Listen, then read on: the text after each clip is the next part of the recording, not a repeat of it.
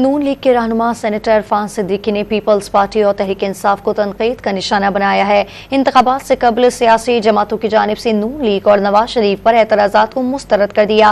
Don news के programme खबर से खबर में गुफ्तगू करते हुए उन्होंने कहा कि नून लीग की आवाम में कबूलियत है जो कि दीगर सियासी जमातों को नहीं भा रही है। पार्टी के दामन में कोई ऐसी चीज़ है नहीं जो वो आवाम के पास लेके जाए। पीपल्स पार्टी 15 साल हुक्मरान रही है पाकिस्तान के ऊपर। पीपल्स पार्टी के मद्दाओं से या पीपल्स पार्टी से कहा जाए कि आप 5 बड़े कारनामे गिनवा दें जो 15 सालों में आपने सर अंजाम दिए हैं।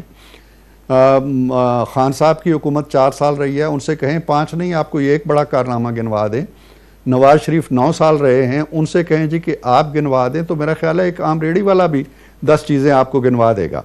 तो इसलिए जो घोड़ा आगे जा रहा होता है, तीरों के रुख उसी की तरफ होते हैं। तो ये आने वाले दिनों का नविश्ता दीवार है जो बहुत सी जमातें देख रही हैं।